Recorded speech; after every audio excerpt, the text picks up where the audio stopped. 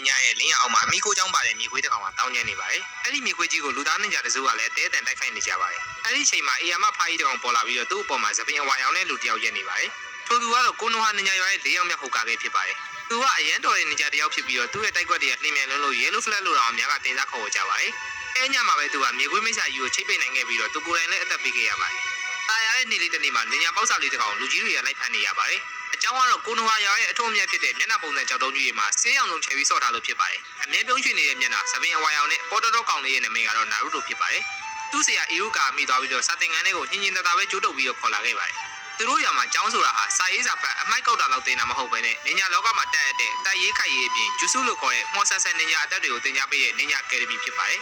်ဒီနေ့အတန်းမှာပုံမြောင်းကျူစုလို့ခေါ်တဲ့ရုပ်ပြောင်းရုံနဲ့အတက်ကိုကျောင်းသားတွေကစာမေးပွဲဖြေချရမှာဖြစ်ပါတယ်ပထမဆုံးအဖြစ်ဆာကူရာဟာရူနိုလို့ခေါ်တဲ့ပန်းရောင်အင်ဂျင်နဲ့ကောင်မလေးကသူ့ဆရာအီရုကာအဖြစ်ပုံပြောင်းတာအောင်မြင်သွားပါတယ်နောက်တစ်လက်မှာတော့ဆာစကဲလို့ခေါ်တဲ့ဘာဝမဂယူးမဆိုင်တဲ့ပုံစံနဲ့ကောင်လေးကအေးအေးဆေးဆေးပဲအောင်သွားပါတယ်တတိယကတော့နာရူတိုရဲ့အလက်ဖြစ်ပြီးတော့အဝိမပါဆက်စီကြတဲ့ကောင်မလေးအဖြစ်ပြောင်းပြလိုက်ပါတယ်သူကိုယ်တိုင်ကအဲ့ဒါကိုဆက်စီကျူစုလို့နာမည်ပေးထားပါတယ်အဲ့ညမှာသူ့ဆရာသူ့ကိုရွာရဲ့အကောင်းဆုံးနဲ့ဒီဇိုင်နေတော့ရာမန်ဆိုင်မှာလိုက်ကြွေးပါတယ်နာရူတိုကရွာကိုကာကွယ်ဖို့အသက်ပေးခဲ့တဲ့၄ယောက်မြောက်ဟုတ်ကာခဲ့အကြောင်းကိုပြောနေရင်သူလည်းတနေ့ဟုတ်ကာခဲ့တယောက်ဖြစ်လာရမယ်လို့သူ့ဆရာကိုပြောလိုက်ပါတယ်နောက်တစ်နေ့အတန်းကတော့စာမေးပွဲနောက်ဆုံးလေးဖြစ်ပြီးတော့ကျောင်းသားအားလုံးကကိုဘွားကျူစုကိုဖြေချရမှာဖြစ်ပါတယ်ကိုဘွားကျူစုဆိုတာကကိုနဲ့တပုံစံနဲ့တူတဲ့နောက်တစ်ရက်ကိုဖန်တီးရတဲ့နေညာတက်ဖြစ်ပြီးတော့နာရူတိုရဲ့အညံ့ဆုံးကျူစုလည်းဖြစ်ပါတယ်အဲ့ဒါကြောင့်ပဲနာရူတိုကလွယ်လို့ကျန်တဲ့ကျောင်းသားတိုင်းစာမေးပွဲအောင်ပြီးကန်နင်းလို့ခေါ်တဲ့အငယ်တန်းနေညာလေးတွေဖြစ်လာကြပါတယ်ဟုတ်ကာခဲ့ဖြစ်ချင်နေတဲ့နာရူတိုလည်းကန်နင်းစာမေးပွဲမအောင်လို့1 AP တယောက်တည်းဖြစ်နေချိန်မီဇူကီဆိုတဲ့နေညာတယောက်ကလာခေါ်သွားပါတယ်အဲ့ဒီညမှာပဲနာရူတိုကအနေအများလုံးလို့ဂျိတ်ပိတ်တာတဲ့လူဝက်စာလေးကိုဟုတ်ကာခဲ့ရုံးခန်းကနေခိုးလာပြီးစာလေးရဲ့ပထမဆုံးမျက်နှာမှာပါတဲ့ထက်ဆင့်ကိုဘွားကျူစုအကြောင်းကိုဖတ်နေပါတယ်ဒါကိုသိသွားတဲ့နေညာတွေလည်းခေါင်းမိတောက်ကုန်ပြီးနာရူတိုကိုလိုက်ရှာကြပါတယ်အဲ့ဒီနေရာကိုအီရူကဆန်ဆဲရောက်လာတော့နာရူတိုကတူတီစာလေးတွေကကျူစုတစ်ခုကိုတက်တာနဲ့ဆောင်းမွေးပဲအောင်လိုက်မယ်လို့မီဇူကီကပြောတာကြောင့်ဒီမှာလေ့ကျင့်နေတာလို့ပြောပါတယ်အဲ့အချိန်မီဇူကီရောက်လာပြီးတော့အီရူကာကိုတိုက်ခတ်ကနာရူတိုစီကလှုပ်ဝက်စာလေးကိုတောင်းပါတယ်နာရူတိုကမပေးတဲ့ကြောင့်လုံခဲ့တဲ့12နှစ်ကကိစ္စကိုပြောပြလိုက်ပါတယ်တကယ်တော့၄ယောက်မြောက်ဟုတ်ကာခဲ့ရမြေခွေးမိတ်ဆာကိုမွေးကင်းလာကလေးနာရူတိုရဲ့ကိုယ်ထဲမှာချိတ်ပိတ်ခဲ့တာဖြစ်ပါတယ်အဲ့ညမှာပဲအီရူကာရဲ့မိဘတွေလည်းမြေခွေးလက်ချက်ကြောင့်တေခဲ့ရတာဖြစ်ပါတယ်အဲ့ဒါကြောင့်ပဲရွာမှာရှိတဲ့လူတိုင်းကနာရူတိုကိုမိတ်ဆာတကောင်မကောင်းဆိုးဝါးတကောင်ရွာကိုဖျက်ဆီးမဲ့သူတယောက်အဖြစ်မြင်ပြီးဝိုင်းကျင်ထားကြတာဖြစ်ပါတယ်ဒါပေမဲ့အီရူကသူ့လိုပဲမိဘမရှိကြီးပြင်းလာတဲ့နာရူတိုရဲ့ခန်းစားချက်တွေကိုနားလည်တာကြောင့်လူတိုင်းရဲ့အာရုံစိုက်မှုကိုလိုချင်လို့စိုးသွမ်းနေတဲ့နာရူတိုဘက်ကအမြဲရည်တည်ပေးခဲ့တာဖြစ်ပါတယ်အခုလည်းမီဇူကီပြစ်လိုက်ရဲ့စက်ကြောင်ကိုနာရူတိုအစာဝင်ခံပေးပြီးကဲလိုက်တာကြောင့်နာရူတိုပြေးလို့ရသွားပါတယ်တကယ်တော့မီဇူကီကနာရူတိုကိုတက်ပြီးတော့လှုပ်ဝက်စာလေးကိုလိုချင်နေတာဖြစ်ပါတယ်အခုလည်းဒီကနေ့အချိန်ဒီမှာတော့အီရူကနာရူတိုကိုကာကွယ်ပေးနေပြီးတရားလုံးကထင်တယ်လို့မိတ်ဆာတကောင်မဟုတ်ကြောင်းပြောနေပါတယ်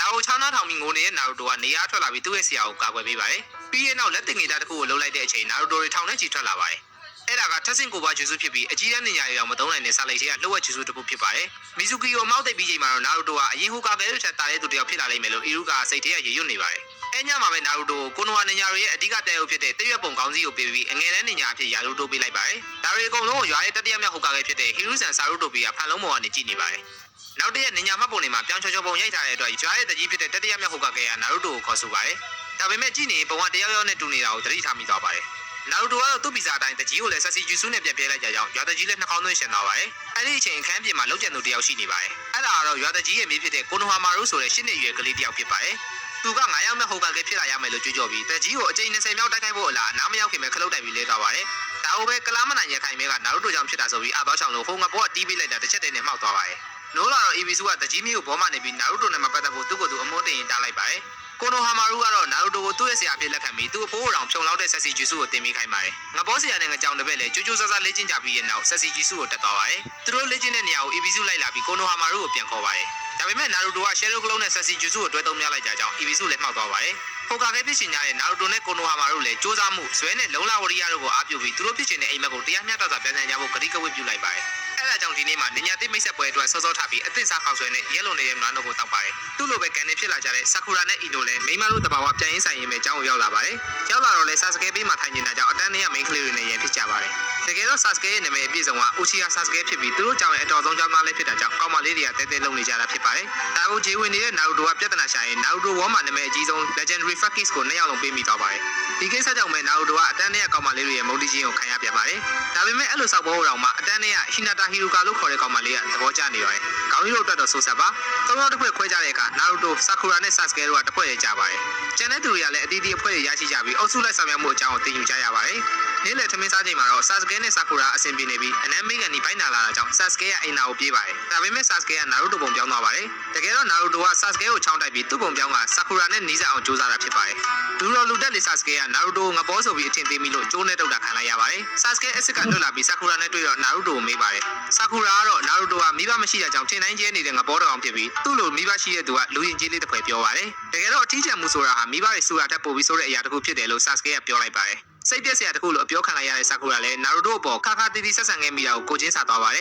။ Naruto ကတော့တနေ့လုံးနွားနို့ကအစွမ်းပြနေတာကြောင့်ကိုဘွားရည်နဲ့တော့အိမ်တော်ကိုလွတ်တက်နေရပါတယ်။နောက်တစ်နေ့အတန်းမှာတော့သူတို့ဖွဲ့ကိုတာဝန်ယူမဲ့ဆရာတယောက်ပဲနောက်ကျနေပါတယ်။အဲအကြောင်းပဲ Naruto ကဘောပြက်ကိုတကားပေါင်ပေါ်တင်ပြီးခတ်တုံးထုံထောင်ချောက်အကွက်နဲ့ဆရာကိုကြိုးဆိုပါတယ်။ကျွမ်းမှာတကြီးပြီးရင်အစီအမြင့်ဆုံးဖြစ်တဲ့အထက်တန်းနေညာဂျိုနေတယောက်ကခတ်ပေါ်ပေါ်ထောင်ချောက်ကိုလွယ်လွယ်ပဲမိသွားပါတယ်။ Seven ဖြူ Mask ကိုအမဲတက်ထားပြီးမျက်လုံးတစ်ဖက်ကိုအုပ်ထားတဲ့နေညာရဲ့နာမည်က Kakashi Hatake ဖြစ်ပါတယ်။အဲနောက်တစ်ယောက်နဲ့တစ်ယောက်ရင်းနှီးအောင်မိတ်ဆက်ကြပါတယ်။ပထမဆုံးအနေနဲ့ Uzumaki Naruto ဖြစ်ပြီးအကြိုက်ဆုံးက Ichiraku လို့ခေါ်တဲ့ ramen ဖြစ်ပါတယ်။မကြိုက်တာကတော့ခေါက်ဆွဲကိုပြုတ်နေတဲ့အချိန်စောင့်ရတာကိုဖြစ်ပါတယ်။အနာဂတ်အိမ်မက်ကတော့တရားလုံးလေးစားအားကြရတဲ့ Hokage လုပ်ဖို့ပဲဖြစ်ပါတယ်။နောက်တစ်ယောက်ကတော့ Haruno Sakura ဖြစ်ပြီးသူ့ရဲ့ကြိုက်တာဝါသနာနဲ့အနာဂတ်အိမ်မက်အားလုံးက Sasuke ဖြစ်ပါတယ်။မကြိုက်တာကတော့ Naruto ဖြစ်ပါတယ်။နောက်ဆုံးတစ်ယောက်ကတော့ Sasuke Uchiha ဖြစ်ပြီးမြင်နေသမျှအရာအားလုံးကိုမကြိုက်တဲ့သူဖြစ်ပါတယ်။ကြိုက်တာရဲ့လို့လည်းမေမေရရမရှိပါဘူး။သူ့ရဲ့အိမ်မက်မဟုတ်တဲ့ရီမန်းချက်က Uchiha မျိုးနယ်ကိုပြန်လည်တည်ထောင်မှုနဲ့လူတစ်ယောက်ကိုတတ်ဖို့ဖြစ်ပါတယ်။သူတို့ဆရာမနှက်ပြန်လောက်ခိုင်းမဲ့လက်ကျင်ကကြားဖို့66%တည်ကြတဲ့အသက်လူရမယ့်စာမေးပွဲဖြစ်ပါတယ်။တကယ်လို့ကြာရှုံးခဲ့ရင်တော့3ယောက်လုံးနင်းကြမှုချိုကိုပြန်ဖို့ခံရမှာဖြစ်ပါတယ်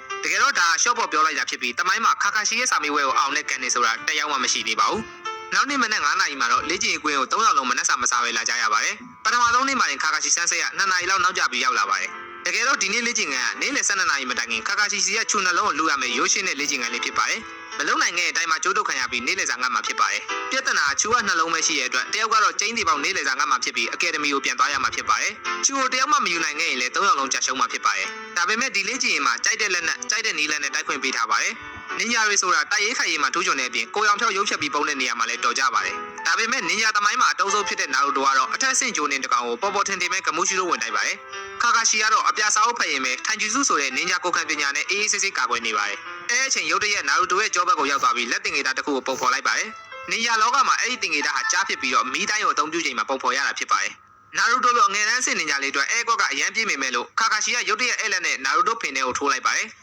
အဲခိုက်တဲ့ကျွန်တော်တို့နာရူတိုလောကမှာအမြဲတမ်းပြောလို့ဆရာဖြစ်ခဲ့ပြီးနှစ်တစ်ထောင်မရဏတိုင်းဝက်လို့ကြော်ကြားပါတယ်။မြေထဲကျသွားတဲ့နာရူတိုလည်းမာတီရှယ်ကလုံးဂျူဆူနဲ့ပြန်တက်လာပြီးအလေးဝင်တိုက်ပါတယ်။နင်ဂျာရန်သူကိုဘယ်တော့မှကြောမပေးအောင်ဆိုတဲ့အခြေခံစီးမြင့်ကိုခါခါရှိကသူမသိလိုက်ခင်မှာပဲချိုးဖျက်မိသွားပါတယ်။ဒါပေမဲ့အချုပ်ခံထားတဲ့ခါခါရှိကနာရူတိုပဲဖြစ်နေပြီးကိုဝါးတွေစိတ်ဝမ်းကွဲပြီးအချင်းချင်းပြန်ထိုးကြပါတယ်။တကယ်တော့ခါခါရှိကအရာဝတ္ထုတစ်ခုတလိမ့်ဆန်တစ်ကောင်နဲ့ခန္ဓာကိုယ်ချင်းလဲနိုင်တဲ့နေရာပြောင်းကျူဆူလို့ခေါ်တဲ့အရာနဲ့သူနဲ့နာရူတိုကလုံးကိုနေရာချင်းလိုက်ကြဖြစ်ပါတယ်။ပြီးရဲ့နောက်ခတ်တုံးတုံးနာရူတိုလည်းကလေးတစ်ယောက်တက်တောင်တိတာတဲ့ထောင်ချောင်းမှာမိသွားပါတယ်။တစားတစားနဲ့မနှက်စာတော့မစားလာရသေးတဲ့သူတို့3ယောက်လည်းမခံနိုင်တော့ပဲ Sasuke ရဲ့တိုက်ပွဲတွေကိုဝင်လာပါတယ်။တတိလက်လွတ်ဖြစ်နေတဲ့ခါခါရှိကိုအဝေးကနေစက်ကြနဲ့ပြစ်ပြီးလွယ်လွယ်ပဲအနိုင်ယူလိုက်ပါတယ်။ဒါပေမဲ့ဂျိုးနေဆိုတာအလကားဖြစ်လာတာမဟုတ်တဲ့သူတယောက်တော့အတော်သုံးចောင်းသားလေး Sasuke ရဲ့အကွက်ကိုအေးအေးဆေးဆေးပဲကောင်းတာသွားပါတယ်။တစ်ချိန်တည်းမှာပဲ Sakura ရဲ့အော်တန်အကျယ်ကြီးကထွက်ပေါ်လာပြီးသွေးနှင်းနှင်းတန်ရာတွေနဲ့ Sasuke ကိုမြင်လိုက်ရတာကြောင့်မေ့လည်သွားပါတယ်။ခါခါရှိကဂန်ဂျူဇူလို့ခေါ်တဲ့စိတ်ကိုထိန်းချုပ်ပြီးပုံရိပ်ရောင်တွေမြင်လာတဲ့တိုက်ပွဲကိုအသုံးပြုသွားတာဖြစ်ပါတယ်။ဒီလိုနဲ့အဖွဲ့ကောင်းဆောင်ခါခါရှိအတော်ဆုံးចောင်းသား Sasuke တို့ရွေးစရာမရှိတော့ပဲတယောက်ချင်းတိုက်ခိုက်ဖို့ဖြစ်လာပါတယ်။ Sasuke ကတော့ Naruto လိုမဟုတ်ပဲပါပါနန်းနန်းနဲ့တိုက်ခိုက်တာကြောင့်ခါခါရှိလည်းစာအုပ်ဖတ်ချိန်မရပဲခုခံနေရပါတယ်။ချူလုံးကိုရမလို့လက်တကန်းလိုအထိပါရောက်ခဲ့ပြီးဂန်နင်တယောက်တက်တင်တာထပ်ပိုးတဲ့မီးဘော်လုံးဂျူဆူနဲ့ပါတိုက်ခိုက်ပါတယ်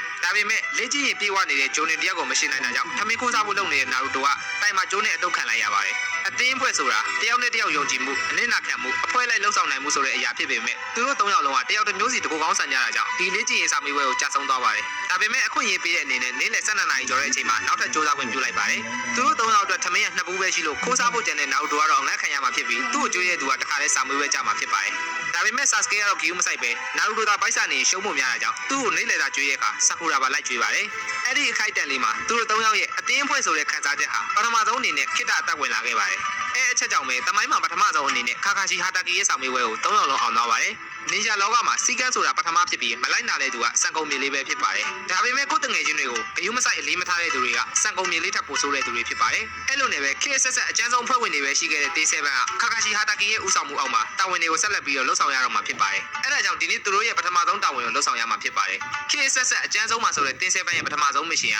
တာဝါဆိုတဲ့တတိမာကြီးရဲ့ကြောင်လေးကိုဖမ်းပေးရတာဖြစ်ပါတယ်။ နင်ဂျာလောကမှာ mission တွေကို run like ABCD ဆိုပြီး၄ဆင့်ခွဲထားပါတယ်။အောက်ဆုံးဒီအဆင့်ကတော့နင်ဂျာတက်သစ္စာကန်တဲ့လေးတွေအတွက်ဖြစ်ပြီးကိုနိုဟာရွာထဲမှာရှိတဲ့ခွေးဖန်းကြောင်ဖန်းနဲ့တလေးထိန်းတာလိုမျိုးအသေးစားကိစ္စလေးတွေကိုဆောင်ရွက်ရတာဖြစ်ပါတယ်။အဲ့အတွက်လုံနိုင်ရင်အခကြီးငွေလည်းရပါတယ်။ mission အဆင့်ကမြင့်လာလေလေအန်ရပုံများလေပတ်စံပိုရလေဖြစ်ပြီးပို့ပြီးစော်စားရပါတယ်။အသက်အန္တရာယ်ပါထိခိုက်နိုင်ပါတယ်။အဲ့ဒါကြောင့် A ဆင့် mission တွေကိုကိုနိုဟာမှာရှိတဲ့ဂျိုနေတွေရတာလုပ်ရတာဖြစ်ပါတယ်။အခုမှကန်တင်ဖြစ်ကစားနာရူတိုကတလေးကလား mission တွေကိုလုပ်ရတာညှင်းငွေလာတာကြောင့်ရွာတကြီးစီကပုံမြင့်တဲ့ mission တွေကိုကြီးကြီးကျယ်ကျယ်တွေပြောပြီးတောင်းပါတယ်။အဲ့ဒါကြောင့်နားကြီးလာတဲ့ရွာတကြီးလည်းဒီအဆင့်တက်တစ်ဆင့်ပုံမြင့်တဲ့ Siran အဆင့် mission တစ်ခုကိုပေးလိုက်ပါတယ်။တာဝန်ကတော့ထာဆွန်နာလို့ခေါ်တဲ့စစ်မှုထမ်းအောင်ဖိုးကြီးကိုသူ့ရဲ့အိမ်ရှိရာလေတိုင်းပြည်ရဲ့ရွာမှာတရားဆောက်ပြီးရဲ့အချိန်ကြီးတက်တော်ဆောင်လုပ်ရမှာဖြစ်ပါတယ်။အခုမှရွာပြင်ကိုထွက်ဖို့တဲ့နာရူတိုလည်းပြောနေပြီးဟိုကာကဲဖြစ်လာစေရမယ်လို့တလန်လုံးပြောနေပါတယ်။ရှီနိုဘီကဘာမှာတော့မီးရေလေမြေလျှက်စီးဆိုတဲ့တိုင်းပြည်ကြီး၅ခုရှိပါတယ်။မီးတိုင်းပြည်တေးရဖုံးရွာကိုဟိုကာကဲရေတိုင်းပြည်မြူဖုံးရွာကိုမီစုကာကဲလျှက်စစ်တိုင်းပြည်တိတ်ဖုံးရွာကိုရိုင်းကာကဲလေတိုင်းပြည်တဲဖုံးရွာကိုခါဆဲကာကဲနဲ့မြေတိုင်းပြည်ကြောက်ဖုံးရွာကိုဆူရှီကာကဲဆိုပြီးအရေးတွေလို့အထိပ္ပယ်ရတဲ့အမည်နာမတွေနဲ့တိုင်းပြည်တစ်ခုစီမှာရှိတဲ့နင်ဂျာတထောင်ကိုအုပ်ချုပ်ပါတယ်။အခုသူတို့ကတိုင်းပြည်တွေရဲ့အုပ်ချုပ်မှုအာဏာမှာတက်ရောက်တဲ့၄နိုင်ငံရွာငယ်လေးစီကိုတွားရမှာဖြစ်ပါတယ်။သွားနေရင်နောက်ရောက်ခံလိုက်လာတဲ့နင်ဂျာ၂ယောက်ရဲ့တိုက်ခိုက်မှုကိုခံရပါတယ်။ရုတ်တရက်အလင်းငယ်ဖြစ်သွားတဲ့အချိန်မှာကာကာရှီကတန်ညိုးတွေနဲ့ရေးပတ်ခံရပြီးအပိုင်းပိုင်းဖြတ်ခံလိုက်ရပါတယ်။ပြီးရနဲ့ထပ်ပြီးတော့တိုက်ခိုက်ဖို့လားအကြောက်လွန်နေတဲ့နာရူတိုကဘာမှကိုပြန်မလုပ်နိုင်မဲ့ကြောင်ကြည့်နေတာကြောင့်ဆာစကေကခက်မက်မက်ပဲဝင်ပြီးတော့တားပေးလိုက်ပါတယ်။အဲနောက်ထာဆူနာကိုတော့ဆာစကေနဲ့ဆာကူရာ၂ယောက်လုံးကကာကွယ်ပေးနေပါတယ်။ဒါပေမဲ့အဲ့ချိန်မှာကာကာရှီဆန်ဆဲပြန်ပေါ်လာပြီးလောက်ကျန်ရေးသမား၂ယောက်ကိုလွယ်လွယ်ပဲအမောက်သိပ်ပြလိုက်ပါတယ်။ခုနကအပိုင်းပိုင်းပြတ်သွားတဲ့နေရာမှာတော့တစ်တုံးတွေပဲကျန်ခဲ့ပါတယ်။တရေဘောကြောင်နေတဲ့နာရူတိုကလွယ်လို့ဆာကူရာနဲ့ဆာစကေကသူတို့ရဲ့ပထမဆုံးတိုက်ပွဲမှာတာဝန်ကိုကျေပွန်ခဲ့ကြပါတယ်။တကယ်တော့လောက်ကျန်ရေးသမား၂ယောက်ကမြူဖုံးရွာကအလက်တန်းနင်ဂျာချွနေနေဖြစ်ပါတယ်။မြူဖုံးရွာရဲ့နင်ဂျာတွေကရေကိုသူတို့ရဲ့အဓိကကျူစုအဖြစ်သုံးကြတာဖြစ်ပါတယ်။ဒီနေ့လိုမိုးလဲမရွာပူပြင်းလာတဲ့နေ့မှာလန်တချောက်ရီရန်လေးတစ်ခုကိုကာကာရှီကအစရဲတရိတ်ချမိခဲ့ပါတယ်။ဒါပေမဲ့သူတို့ရဲ့ရည်ရွယ်ချက်ကိုသိရဖို့စောင့်နေခဲ့တာဖြစ်ပါတယ်။တကယ်တော့ထာဆူနာကငွေကြေးမတက်နိုင်တာကြောင့်ကိုနိုဝါရွာကိုစီရန်အဆင့်မရှင်လို့ညာပြီးငှားခဲ့တာဖြစ်ပါတယ်။ယခုလိုလက်တန်းသားနင်ဂျာတိုက်ခိုက်မှုတွေရှိလာရင်ဘီရန်နဲ့အထက်ဖြစ်ပြီးတော့ဈေးရလည်းပို့ပေးရမှာဖြစ်ပါတယ်။ဒါပေမဲ့အခုချိန်တွေကနာရူတိုကလက်မှာအစိတ်မိသွားတာကြောင့်အစိတ်တစ်ခုမဖြစ်မနေပြန်ဖို့လည်းလိုပါတယ်။အထီးကျန်မှုကိုအန်တုရင်နေ့ရက်တိုင်းတမလာဖို့အတွက်တကိုယ်လေးလေ့ကျင့်ခဲ့တဲ့နာရူတိုကတကယ်တမ်းတိုက်ပွဲနဲ့တွေ့တဲ့အချိန်မှာကြက်တိတ်တေးပြီးဝင်တော့ဝင်ဖို့တစ်ခုပဲဖြစ်နေခဲ့ပါတယ်။သူ့ရဲ့တငယ်ချင်းတိုင်ဘက်လိုသဘောထားတဲ့ဆာစကေကအခုလိုချိန်မှာတော့တီတီငိမ့်ငိမ့်တိုက်ခိုက်သွားတာမြင်တော့ကိုယ်တိုင်ကအဆက်ရသွားတာကြောင့်လက်ကအစိတ်ကိုခုနိုင်နေပဲထိုးပြီးဖောက်လိုက်ပါတယ်။ပြီးရနဲ့ဘယ်တော့မှတရေဘောမကြောင်တော့ပဲဖိုးကိုကာကွယ်ပေးမယ်လို့လက်ကတန်ရာကိုတိုင်တယ်ပြီးသူရဲကောင်းဆက်ဆံပြောလိုက်ပါတယ်။အဲ့ချိန်ခါခါရှိကနာရူတိုလက်ကတန်ရာစကားပြောနေရင်မှပဲတဖြည်းဖြည်းပြက်ကောင်းလာနေတာကိုသတိထားမိသွားပါတယ်။